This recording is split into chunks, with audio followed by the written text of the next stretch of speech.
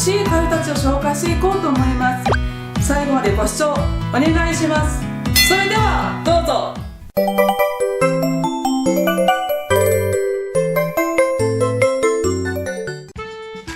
一番最初はイヤアメガエルブルーアイのブルです。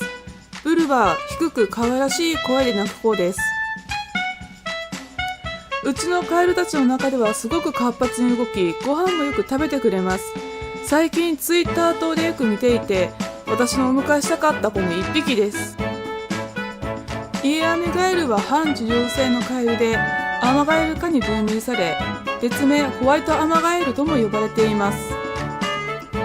イヤアメガエルの生息地はインドネシア、オーストラリア、パプアニューギニア島に生息しています。ブルの飼育環境はこのようにレプタイルボックスに水入れと板状のコルクを敷いて浅めに水を張って朝晩霧吹きをしています。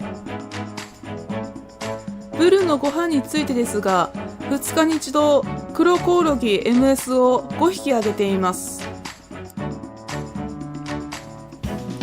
もっと大きくなったらもう少し間隔を空けて給餌していこうと思います。イヤアメガエルに限らず両生類は素手で触ってしまうと人の体温が熱すぎると聞いたので、触るときはこのようにビニール手袋をしてメンテナンスの際の移動をしています。不必要なハンドリングはしないようにしています。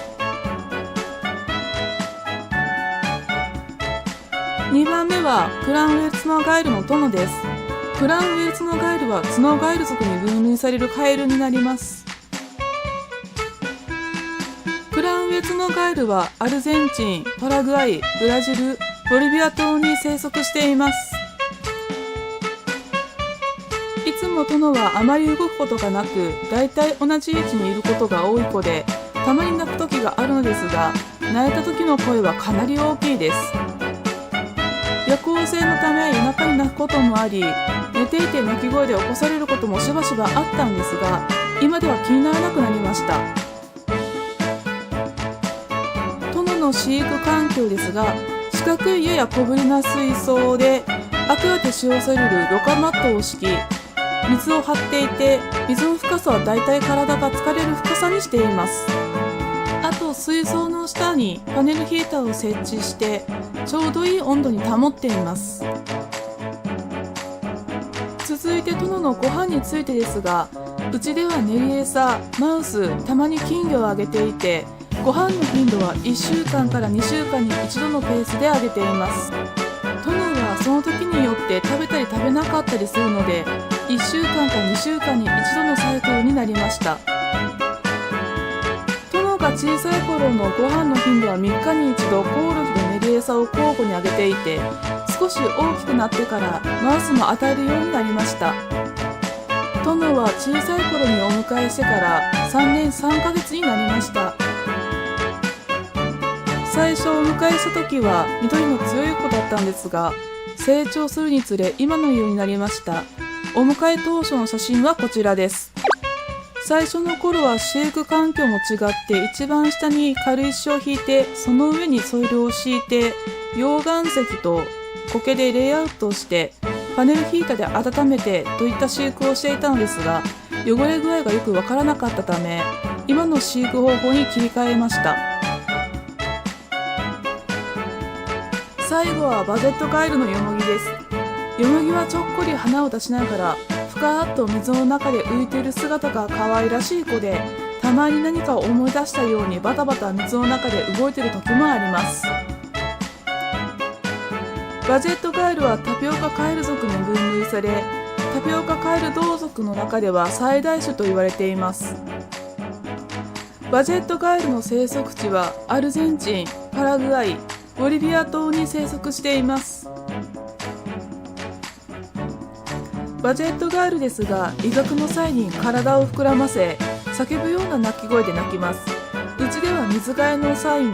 水から出した時にクエぐらいで鳴いていましたが、鳴いている動画を見たところ本当に叫んでいるように鳴いていました。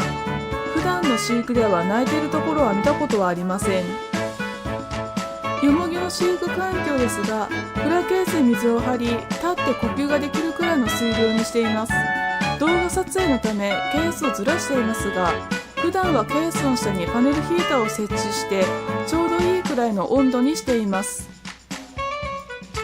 ただこちらも小さいかなと思うので、こちらも水槽にサイズアップしようと考えています。よもぎのご飯についてですが、よもぎは大きい状態でお迎えしているので、金魚をメインにしてあげています。ご飯の頻度なんですが、以前は1週間に1度でしたが、食べない時もあるので、今は2週間に1度にしています。よもぎはお迎えして1年半になりました。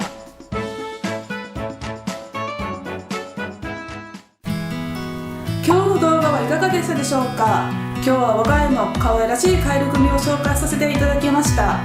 この動画がいいなと思ったらグッドボタン、チャンネル登録よろしくお願いいたします。また次回の動画も見てくださいね。またのご視聴お待ちしております。